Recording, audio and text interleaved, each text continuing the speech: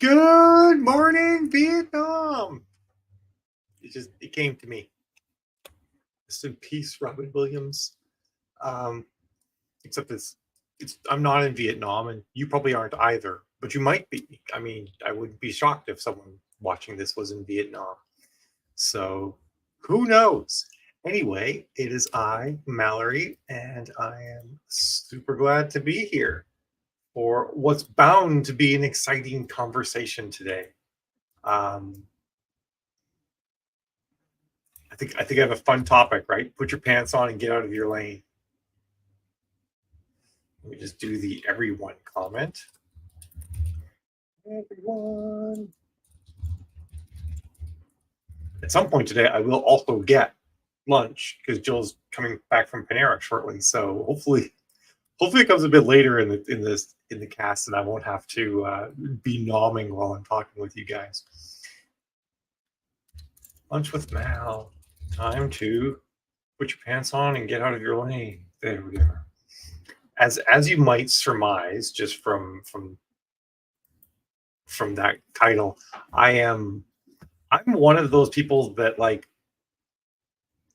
don't like universal advice.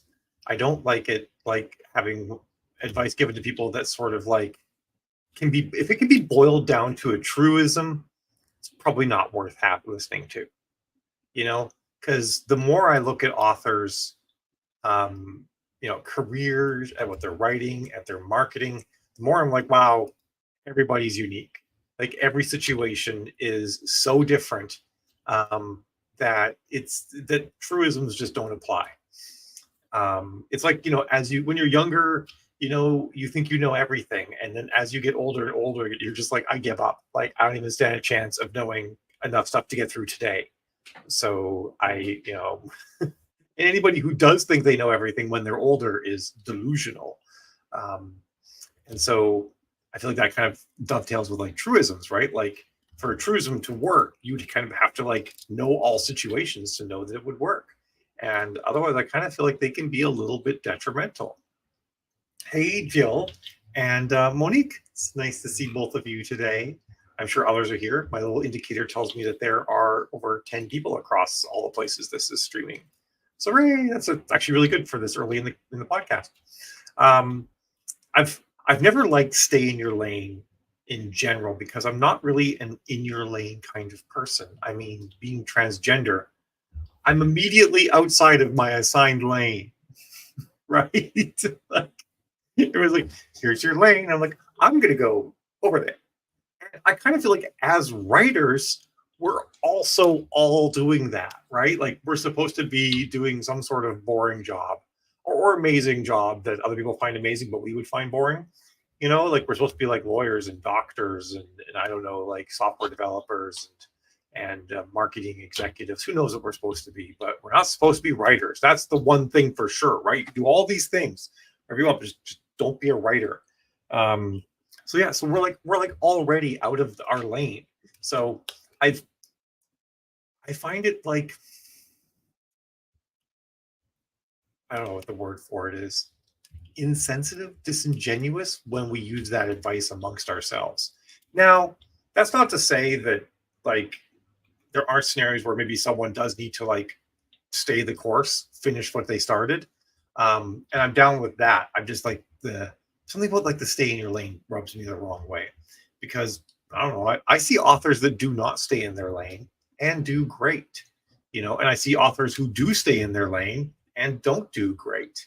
So it's clearly not some sort of universal advice that's going to lead to any sort of success on its own.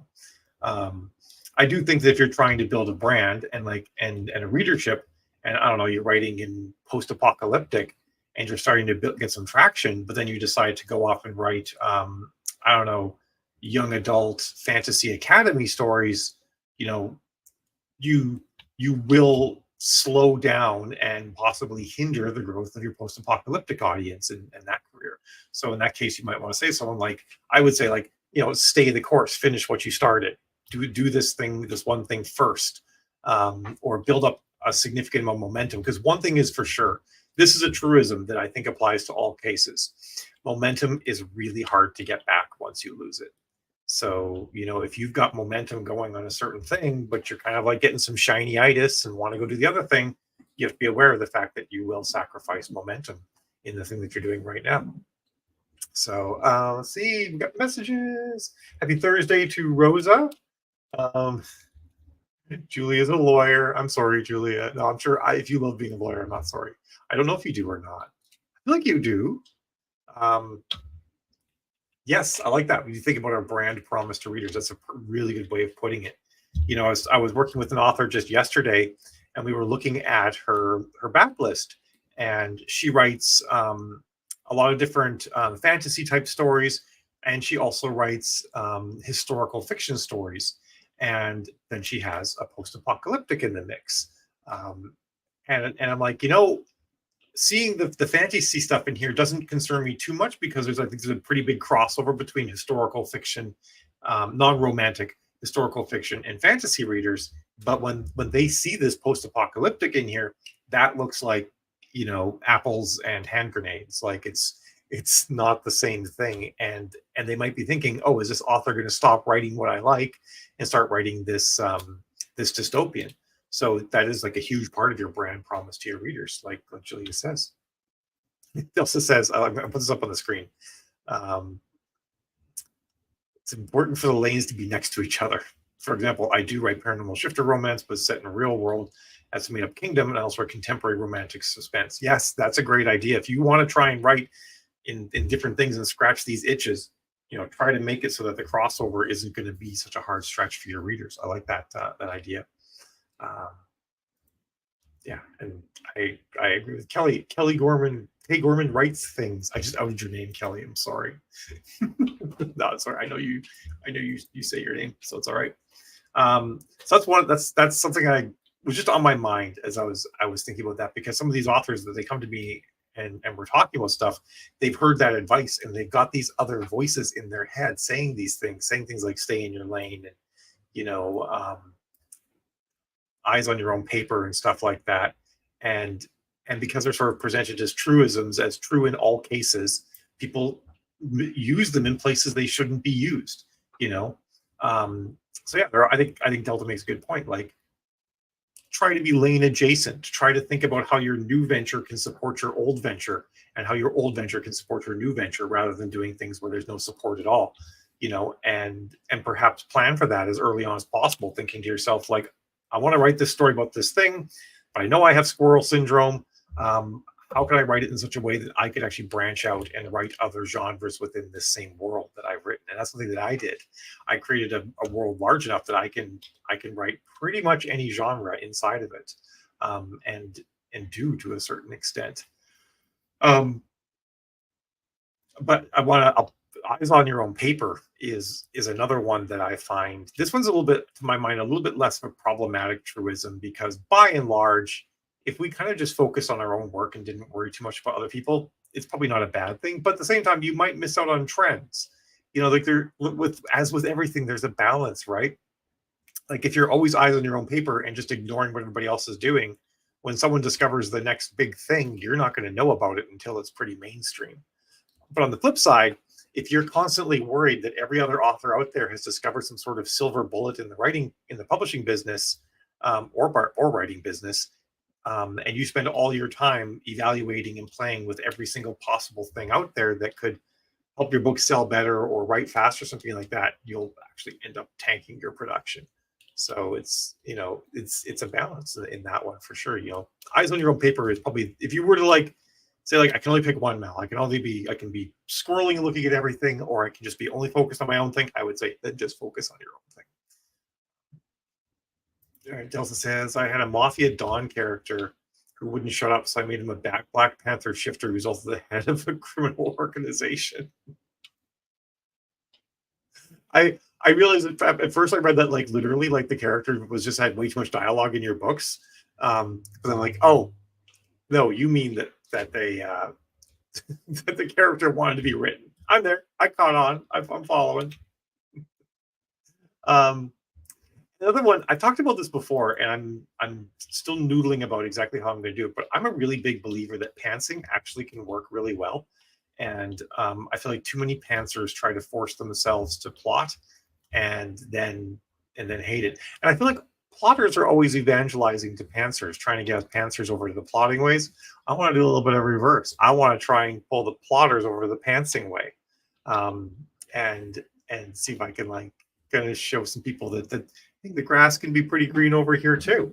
Um, I think there are ways to pants smart. Like anything, you can do anything good or you can do it bad, right? Or well, you can do anything well and you can do it poorly. Um, but so there's ways to pants efficiently and in a very fun and exciting way, and there's ways to pants terribly. And so of course the real question is how do you do the good version of those? Just like with plotting, right? I know lots of people who struggle with plotting so much, and other people, some pantsers, like, wow, I could have written the book in the amount of time you spent plotting this thing. Um, yeah, discovery writing for sure. That's Jewel that said that, even though it just says Facebook user, which is the nice version of pantsing, I guess. I like pantsing because I really am flying by the seat of my pants all the time.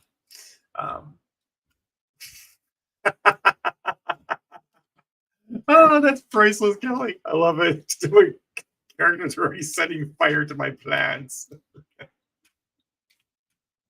It is, yeah, right. Because you can't edit the blank page. Like, just get the words on the page. That's your start. I mean, outlines are middle ground, yeah, and that's definitely an option. Is doing just enough for what you need, like no more than what is absolutely necessary for you to get writing.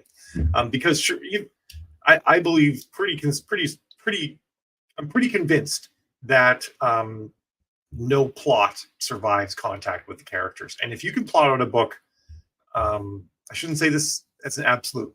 I feel that many of the books I've read that were very detailed, plotted out in great detail, the characters felt like they were forced into some actions that didn't seem true to the character. And whenever I encounter that, and not whenever, but in many cases I've encountered that, I have reached out to the author and discovered that they do actually plot in great detail.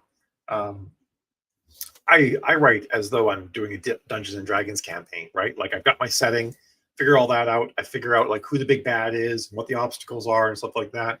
And I say to my characters, like, okay, hey, here's starting point A. Over there is where you've got to get. Off with you. Go. Roll your dice. Do it. Um, that's how I roll. Yeah, that's a good thing to do. Study structure, understand how good stories are written, and the ideal place to be is to be in a place where you just sort of like naturally and natively write well structured books without having to spend a bunch of time ahead of time doing that. And you also want to pick your archetype of how you tell stories. Like for me, a lot of my books are based on the structure of Raiders of the Lost Ark, which is a bunch of cascading climaxes, just over and over again. Because think about Raiders of the Lost Ark, right? Like we got the climax at the beginning with the rolling ball and the golden idol and all that, and then we have the not really climax, but the significant conflict in Nepal, and then we go to Egypt, and we have a couple of like building climaxes to Marion being captured and Indy thinking she's dead, and then that spurs Indy on to find the Ark, and we've got our climax there where he ends up with the snakes, and that climax with the snakes is like a movie level climax right there, like the escape from the snake pit. A lot of movies, don't climax as well as that climax. But then he's got the fight at the Flying Wing with the big Nazi, who gets an unfortunate propeller death at the end of that. And then that's still not it, right? We've still got more. We've got the submarine, and we finally have the rocket launcher on the island, and then we finally have the actual Ark opening itself, which is in many ways kind of anticlimactic in a way, and I like rolling with that, just climax after climax after climax. It works well for the kind of story I'm doing, and I just kind of stick with that, and I just keep ratcheting up from there. Let's see. So Ashley McLeod says that she outlines 56% of the book and Discovery writes the other parts. That's a good idea too. If you really do need that outline to get going, then starting that way is great. Because what I've always found too with a lot of my books, whether I'm pantsing them or outlining them or plotting them in more detail, I get to 60% of the book and I'm like, I don't know. I have either I'm like something's missing or I'm like I have an epiphany.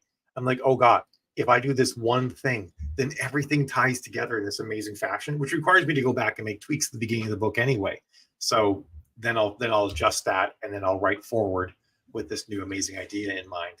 Um, so yeah, I'm actually really with that. I don't know what the full scat method is that AK Bias has outlined. Um, Snakes. I didn't have to be snakes. I saw a really funny meme, and it was a snake with like a little Indiana Jones hat, and it said Indiana Jones. Why did it have to be Indiana Jones? Which I thought was hilarious. And hey, Chad, nice to see you. And you're on Facebook too. I thought you'd be on. No, you followed me on Facebook. I thought you'd be on YouTube at first. I remember you're you're there. Um, so yeah, I'm all about, like, always be looking for new things, but just make sure that you find balance, that you dedicate some time saying, like, hey, and this amount of time I'm going to spend investigating new things, thinking about new things, looking to expand my horizon. But I'm also going to remember that I have things I have to get done, and sometimes those might have to be done on the older methodology until I decide I'm going with the new methodology. Um, wouldn't it be nice if there was a truism that just worked for this, rather than like, you have to find balance, enjoy the rest of your life, because that's what our whole lives are, right? Is trying to find balance. It's just the way it is. Yeah, I'm much the same way. I actually get bored with if I outline too heavily, or plot for sure, because then I know what's happening. So I have to destroy my plot, my outline. So it sort of becomes like a what I'm not going to do after a while versus what I'm going to do. The network police. Yes, you don't want that.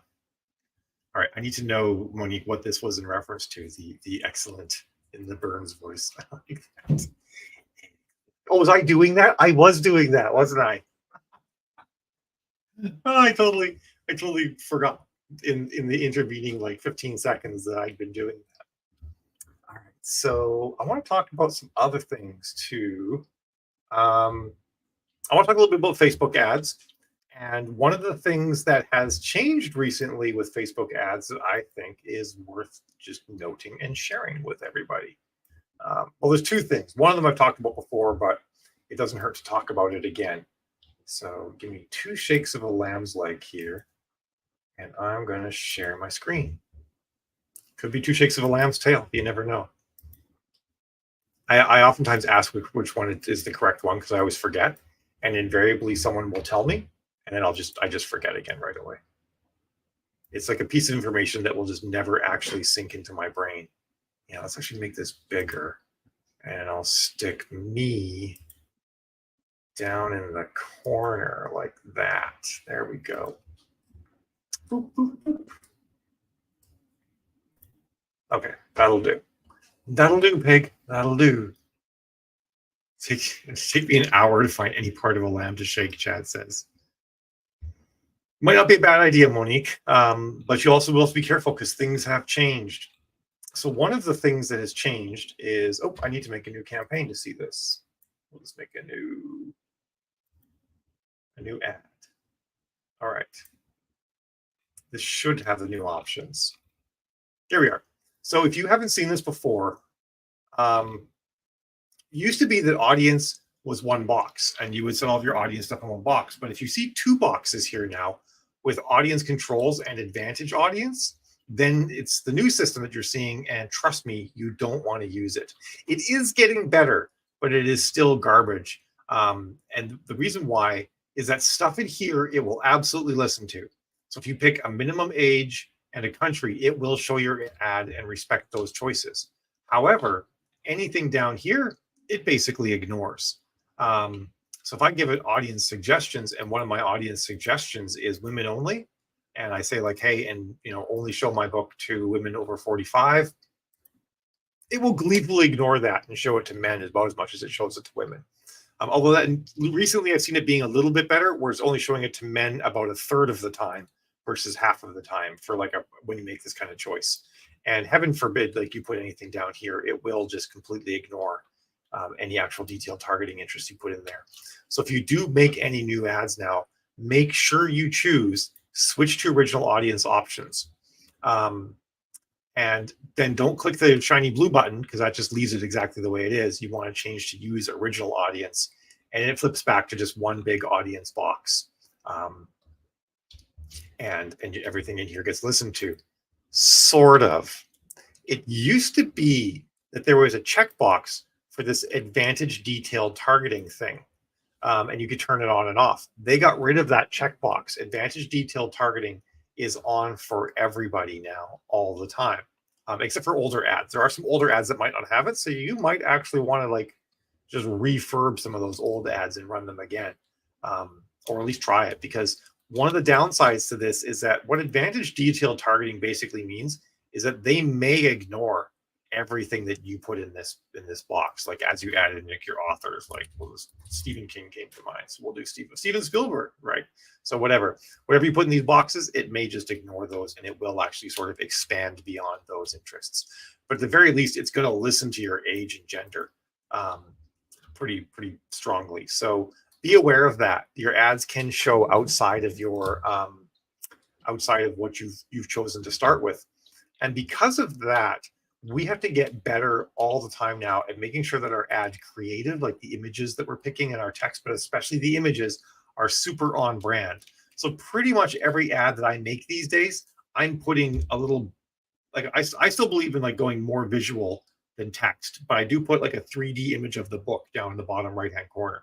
And I'll do like an ebook and a print book together. And I use DIY book covers most of the time for this. If you haven't ever used them before, you can do mock-up single or composite, which is just two things. I use this one right here a lot, right here. If the book's in print and ebook, just so I can really signify that the book is in print. But just be aware of that. Your ad will show to people outside your audience. And as a result, I'm finding that starting ads at $5 a day really isn't working anymore. Your Facebook is sort of just casting about too much at that ad spend to get anything done. And that if you really want Facebook to try and figure out who to show your ad to in any reasonable amount of time, you got to start this at 10. So just be aware of that. $5 a day ads just may not convert at all, whereas $10 a day ads might actually give you some more direction about what's going to work and what's not. And then one last thing too, if they have been making some changes to the Advantage Plus placements section, it's on by default, as it has been for a while. I recommend changing this, and usually you're going to mouse over to hit edit. There might be some other different ways you're going to have to hoops to jump through to try to get to this manual placements option. But go into manual placements and do three things. I'm a big believer, by the way, in running your ad in a lot of places. Oh, whoops. Accidentally hit my escape key. But because I know for a fact that ads do convert from multiple places. But what I do recommend doing is turning off Facebook Marketplace. It just seems every now and then it goes haywire, and Facebook like only shows your ad there, and it doesn't work when I do that. So I just turn it off now. In-stream ads for videos and reels, turn that off. And under apps and sites, turn off audience network reward videos. Those last two, if you turn them off, Facebook doesn't make those little automated slideshow videos of theirs. Because I'm sure you've seen where you put up a bunch of your own pictures and it makes a slideshow of them and only shows that. So turning off audience network reward videos and Facebook in-stream videos will cause it to not make that little automated slideshow video thing. So that's my piece of advice there. So some things to think about. Make sure you've got the new audience system. Make sure you've got the old audience system. The new one doesn't work unless you're writing something like you're writing mainstream thriller or something like that, and it does work for both men and women. You can certainly give it a shot, but I've actually not found anybody yet, and I'm talking across at this point hundreds of ads that has been able to.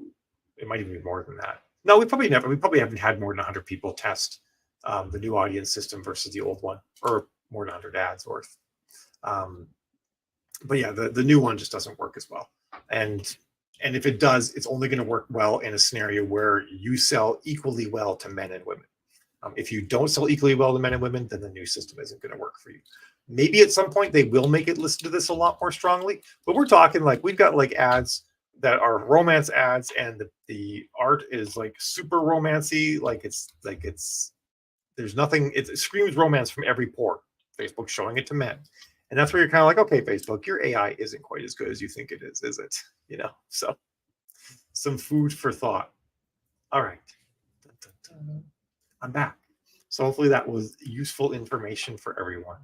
Um, I have a little bit more time. I have to leave. I have to call it in about 10, 15 minutes. But I'm curious if anybody has any questions about anything I just said, or anything that's going on in general. I would be more than happy to um, help out, answer any questions, share anything. Oh, I do actually have one more thing to show you guys that you might all be interested in. But first, I'll see if anybody has any questions. You all became very quiet once I started showing Facebook ads. So either I've lost you or you were enthralled. Don't mind me while I just glug my water here. All right, you can always catch up. That's the lovely thing about this. I've been playing, by the way, with my new fidget toys, which are 2 smart plugs that I bought, and I need to actually use them for stuff. But I really am enjoying, like, because the ground plug is longer. I know this looks so weird for you Europeans. You're like silly Americans, your tiny plugs. But the ground plug is longer, so you can kind of like, you feel it catch first, and then the top ones are loose, and then you push them in the next bit, and they catch, and then I try to like make it parallel. I don't have autism, I swear. Yeah, Monique. I don't know if you're anti-AI or not, but for people who write any sort of mixed race stuff, AI art is really the way to go, quite honestly. Oh, that's unfortunate, Kelly. Well, hopefully you can get that once it processes. Maybe it'll have the HD. I might not have enough followers for them to auto stream in HD. They've been restricting that lately, where they only give people that have a lot more followers high bit rate live streaming. So I probably don't qualify for that right now. It might be better on Facebook. So, oh, okay. Well, cool. Then I can still stream in HD. Huzzah! Or 4K, I guess, actually. So let me show just from the AI standpoint. So Midjourney still makes the best AI images. Midjourney is a little bit more ethically ambiguous than some of the other AI art sites. Stable Diffusion, which is powered by Stability AI, is still the most ethical because they respect the have I been trained opt-out list. So they won't train on images that people have opted out. And there's been like 1 billion images or more like opted out at this point. But Midjourney did release something new that is pretty cool. Let me put myself, can I put myself in the upper right? No, I guess I'll be down here in the lower left. All right, so this is Midjourney's new site for generating images. So it's in alpha right now. You have to have generated 5,000 images with Midjourney to have access to it. To find out if you have generated 5,000 images, you can go into Discord, into the Midjourney itself, or to your Midjourney bot, and just type in /info, and it'll tell you. I was at 5,083, so I just barely made it. I believe they released this morning. So it is going to eventually roll out to everybody. But this new site is pretty cool because you can just basically do your imagining here. You can just type in, like, an African American woman standing with an Asian man. I've actually had to generate this image for a client on a city street, gritty, nighttime. I guess nighttime's 2 words. Nighttime, high quality photography, very cinematic. And the cool thing is, I don't have to give this any additional parameters, because under these little geary-do things here, I can actually pick all my defaults, like the size I want, the stylization. I like to do 400 as my stylization. Variety is how different each of the 4 images are that it's going to generate.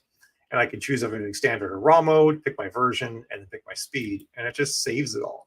So I don't have to constantly be typing that in all the time.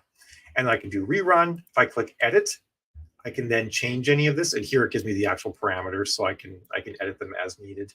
And that way I don't have to be like copying and pasting commands from like one Discord chat to another one, which, as we all know, is kind of a pain. You can cancel one that's running if you're like, oh God, this is turning out terrible.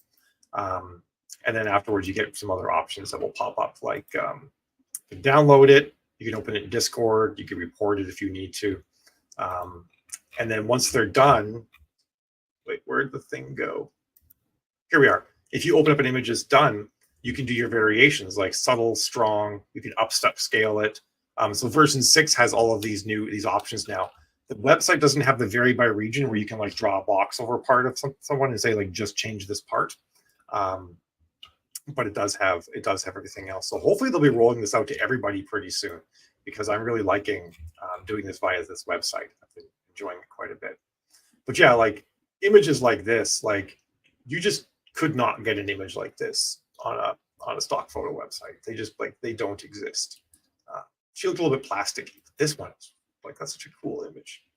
And it's kind of like it's unfortunate because one of the things I do kind of worry about is like, are we gonna?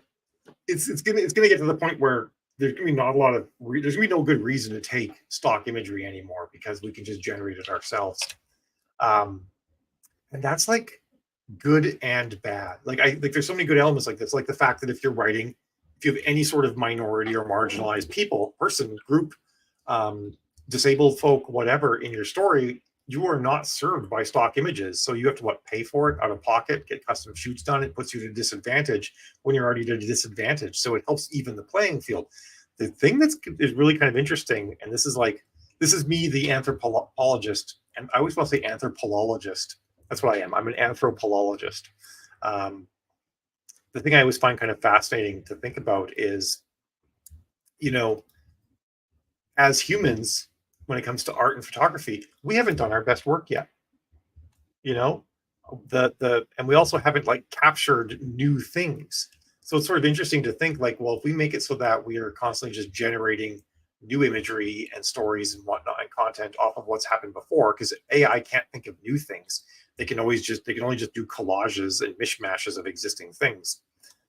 Sort of, they can kind of do some new things, but they can't do new things. Like there's a gap. There's a human ingenuity gap in there. So I hope that we do continue to always be thinking and doing our own new creative things. I think we will. I think humans are going to continue to be really creative.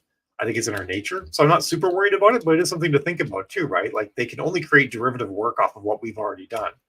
And we haven't done our best work yet. So it's kind of a neat thing.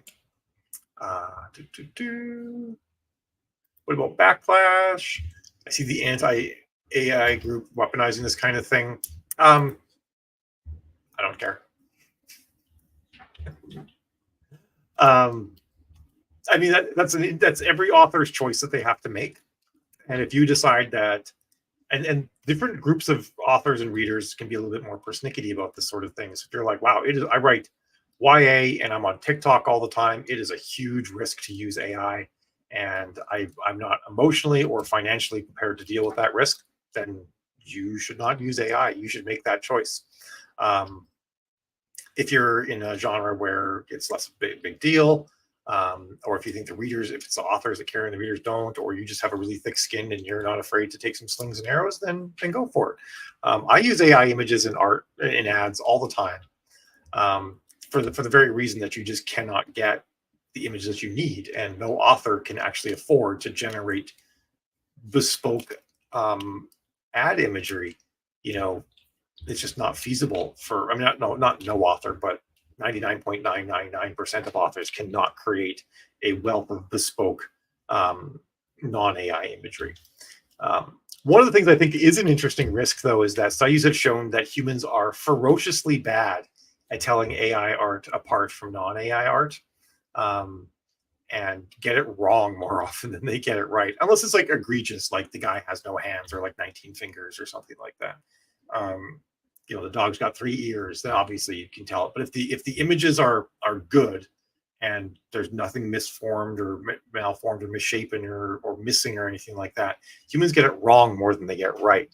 So running non-AI images is actually no defense when it comes to the mob mentality that comes after people.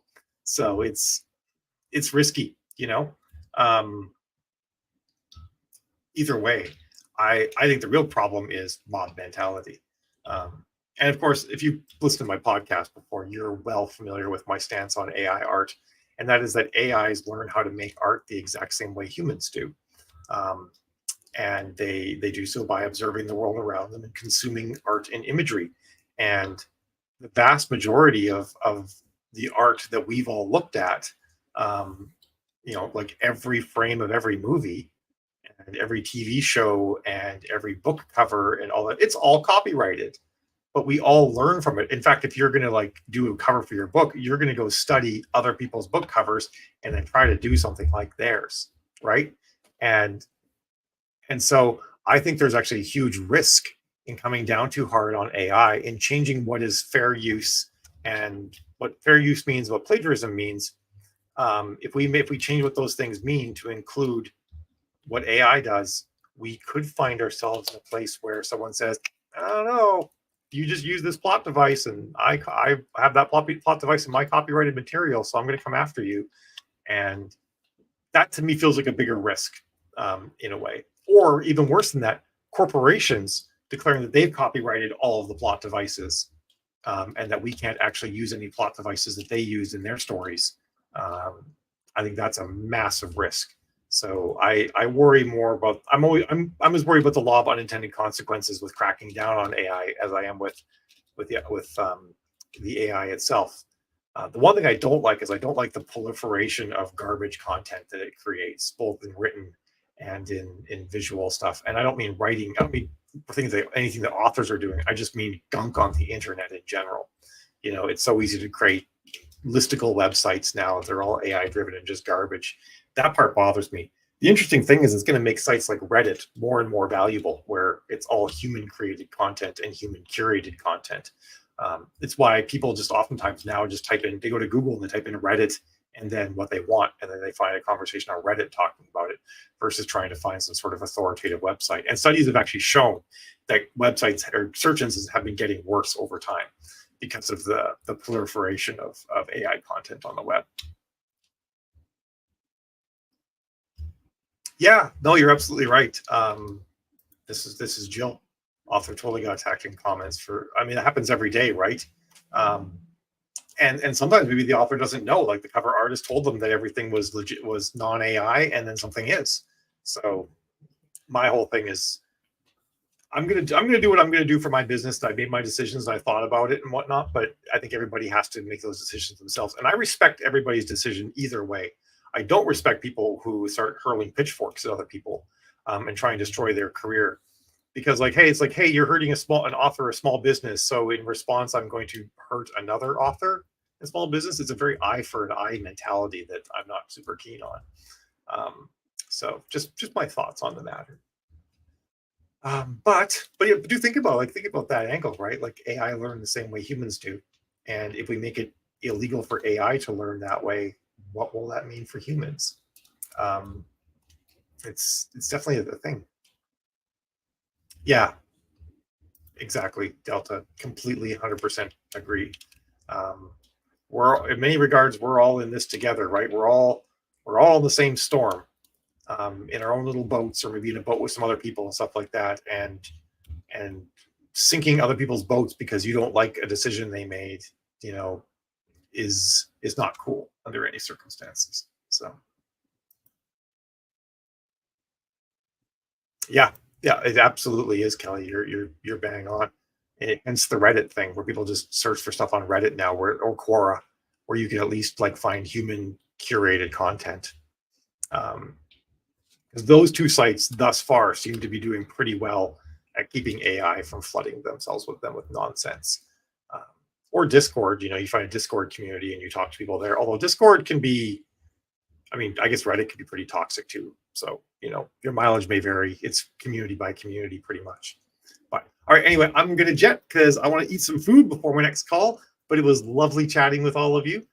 Don't forget that we are doing a Shopify class in 2 weeks. It'll be on Friday, February the 9th at 2 o'clock. We've probably sent out emails about it. You can hit me up, hit Jill up, check out our website, sign up for that. I'm going to be building a Shopify website beginning to end in 3 hours. I'm going to cheat a little bit because I'm going to preload a bunch of products because you don't want to sit there and watch me as I load like 15 books into this thing. But aside from that, I will actually get it done in 3 hours. It's going to be exciting. And I'm doing that as a way to say, like, hey, here's your outline for how you build a Shopify website, and here's what you can do to get it bare bones, but yet fully functional site up and running that has all the main components you want, and not have to like spend a ton of time or break the bank doing it. So, oh, thanks. Wait, who said that about Eliza? I want to see. Oh, I got the wrong window here. Oh, Rosa, I'm really glad to hear that. That's awesome. Yay. Oh, message Jill for the link. It's on our homepage. She'll probably throw it in the comments here too. But I'd love to see you there. All right, folks, have yourselves a fantastic day and a great weekend. I'll see you next week. Bye.